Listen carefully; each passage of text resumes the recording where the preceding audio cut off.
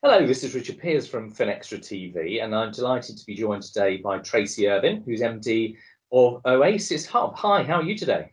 Hi, I'm good, Richard. How are you? Well, I'm great, thank you. As always, it's a bit of a bleak and windy day out there today, but we're here because we were talking about data aggregation and about the sort of risk community that you guys run. And obviously, a lot of what we've been talking about on sustainable finance is how do we get some of this fantastically granular alternative data from satellites, etc., into the world of risk management, ESG, and so forth in the banking industry.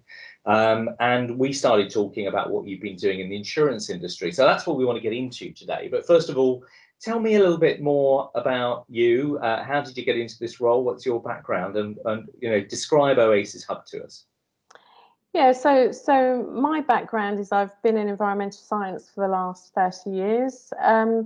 And basically, I'd been working on sort of project management of a big international European-wide project around climate science and climate services.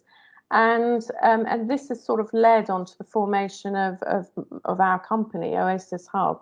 So basically, we started as a result of a H2020 project that basically was a project that linked both the insurance sector through Oasis Loss Modelling Framework, who have a sort of collaboration of around 40 insurance companies, and of around 20 universities who were sort of developing climate data, climate science. And as a result of that, the insurers were saying, hey, what would be great is if we had some kind of global hub around data and tools about what's available, because there are thousands of different data sets globally being produced by universities, being produced by companies. And why not pull it all together so we know what's available? And then on the other side, the academics were saying, well, what we're actually, because of climate change, we're actually doing a huge amount of new science, but we really want to get some of our data used and have bigger research impact of that data. So that type of hub would also benefit us to bring data to the market more quickly rather than being sort of sat back in their own databases. So that's how the hub came about. And then we were supported a lot by European Commission funding to kind of develop the hub. And so we launched in June 2017. And since then, we've been bringing in sort of hundreds or thousands of data sets from across the world that anybody can use. But primarily, we have certain markets that are looking to assess kind of physical risks. So the type of data that we hold is natural catastrophe, climate change, and kind of risk data. And we're kind of sort of pulling those data sets together at many different resolutions so that anybody can find the data that they need. Right, so you've come from that insurance background, and now with the hub, you're targeting, as you say, anybody, but people like the banking industry, risk and ESG, etc. Is that right? That's the kind of the new market for you, if you will. Yeah, so we look very much at what the end users' needs are. So the insurance sector have been sort of doing risk assessment for, probably the last 20, 25 years, and have become, quite advanced in the methodologies they use in such things as developing full catastrophe models that include not just the physical risks, but also some of the vulnerability of communities. They're looking at housing stocks and how good they are, and then bringing in some of the financial modelling into that.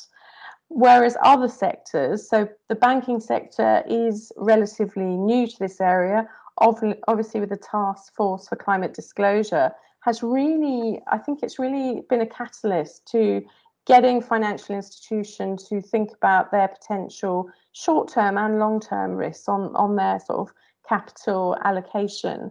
And so the banking sector right now is quite a way behind the insurance sector, and I think could certainly learn from the insurance sector in the way that they understand risk. But at the same time, they almost have an opportunity to learn from the mistakes of the other sectors and do it better. So they, I think it's a very interesting time. And then we will also provide data to sort of banking downstream companies. So, property companies or commodity companies or, energy companies, all of those companies looking to understand their risks of their particular products and portfolios. So I think, the task force has essentially acted as a real mechanism to push climate risk assessment down into, all levels of financial and, societal management. Indeed. Well, I mean, banking is a very broad church, as we know, from retail, commercial, investment, capital, etc., and many variations within each of those.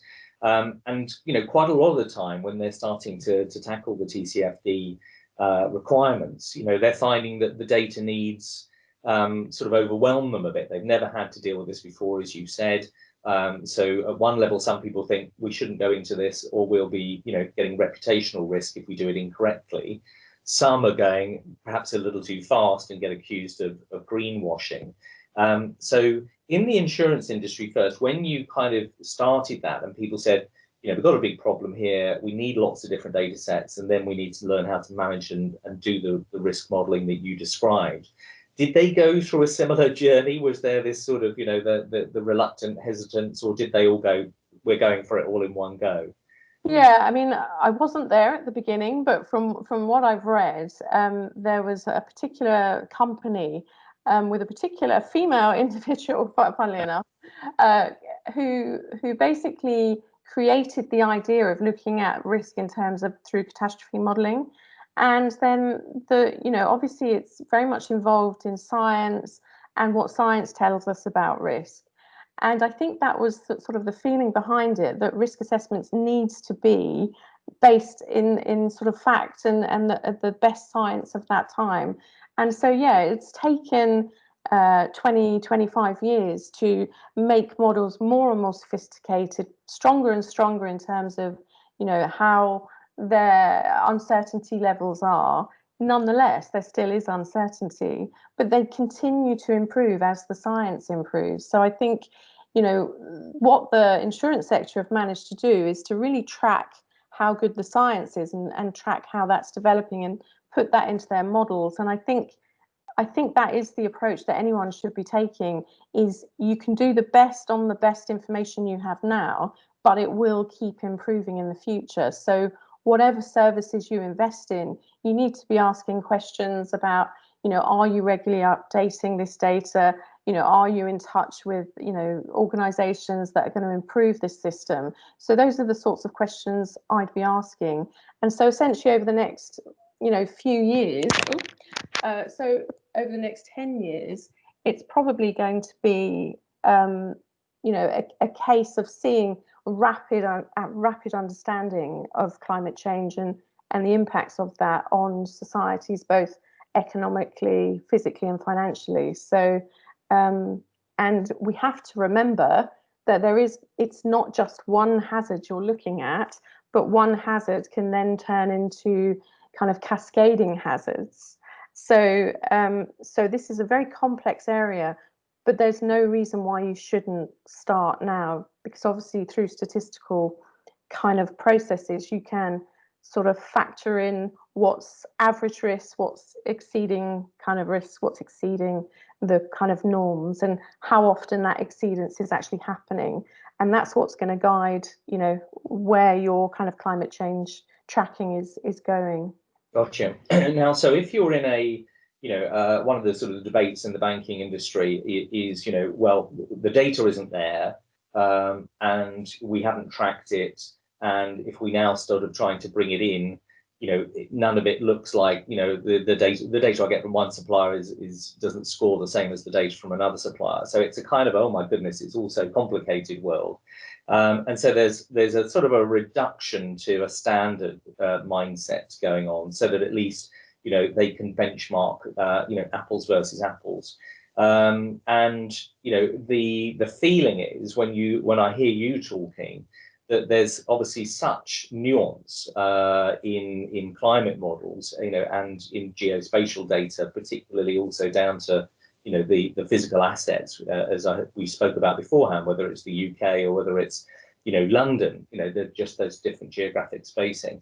How does an organization, how did the insurance industry, how do your first banking customers bring together these two spectrums from, I need a kind of a baseline of standardized data, but also I need in certain circumstances to be able to embrace this alternative data? How would you kind of encourage people to go on the crawl, walk, run of this? Yeah, I mean, I think the way I would probably do it is look, first of all, in broad terms, what are the global data sets saying, and what are they saying for my particular location? So look at that, but just in realizing that they are sort of low resolution data, and that they have a limited ability to understand your risk. So, beyond that, then you need to be thinking about what sectors do you have that could be particularly at risk, and then perhaps look at how you kind of model those in much more detail so that you understand the risk in more detail. And although I understand that the financial sector use a lot of kind of spreadsheet risk assessment, I think you should probably go hand in hand with a geospatial platform so that you've got sort of a verification tool of what your financial systems are telling you. And I think the human eye can do that quite effectively. And in terms of the variation of the data, the way it works in science is the scientists are comparing the data sets that are provided, and if those data sets are massively different, which some will be, then they start to ask the question, well, what have we done wrong on both sides? So that's how the science will gradually improve until you get to a point where people have a higher sort of certainty on the types of impacts that might happen, how to measure those impacts, where are those impacts going? Because we still don't know that. Although we have the climate change scenarios, these are just set at a level that scientists think are feasible, but they could overshoot that. They could be less than that. So it's understanding your sort of exceedance risk really is the main thing, and then work down from there. Gotcha. What is the sort of, in terms of your business, you're there as a aggregator in a community, you bring data sets in from many different sources, so you're a kind of a one-stop shop for many people. And then you provide, do you provide those geospatial tools that people can use for analytics, or do they sort of plug it into their own ones? How does the sort of distribution of the data happen once you've acquired it? Yeah, so we've got a range of different things. So we've got the very data themselves. So if you've spent the time creating a system internally for your particular portfolio, then you can take some of our data and put it into your internal system. We've also got almost what I'm beginning to see, and I hope to grow into, is almost a toolkit of different tools that can look at specific risks. So we've got some tools, quite a few tools that look at sort of flood risk, coastal flood risk, some tools that look at wildfire risk at both larger scale but also local scale. So if you were investing in some very high value property or industry or infrastructure, you might want to look at some of the more localized tools that you can use so you get a specific view on that risk. And then thirdly, we have the Insurance Development Forum's catalogue of catastrophe tools. So that's got, I would say, 2/3 of the world's catastrophe models listed on it. So if you're really interested in sort of understanding your full portfolios, so on a much larger kind of regional basis, these have most of these tools have thousands of different events modeled into those models, and then they will be able to be put through a calculation kernel such as the loss modeling framework with Oasis, and they will be able to give you the physical risk, but also the financial risk or the financial damage likely to be caused by that risk at different scenarios. So there's a lot of different tools that, and I see Oasis Hub becoming more like a toolkit really for your specific needs. And that's one of the things that we're trying to get people to understand, is that you really need to understand what you need from risk assessment, and then compare the market on what's the best approach for your particular type of risk assessment.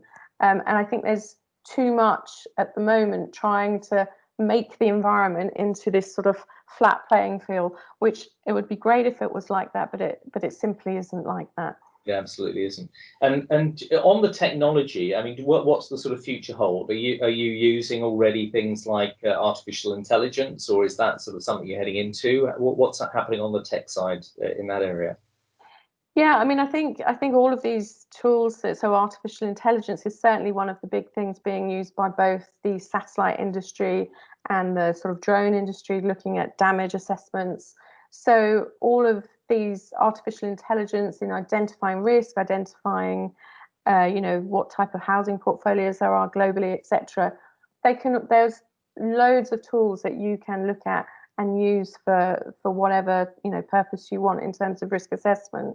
So all of these things are coming through. And the thing with Oasis Hub is, one of the things we kind of pride ourselves on being is sort of a collaboration portal between sort of the demand side and the sort of producer side of this data, and trying to pull them together. So we have projects where, say, we've pulled insurers together with scientists that both have learned from each other in terms of how to assess risks for the best sort of societal purposes. So we act as that kind of collaboration access portal, really.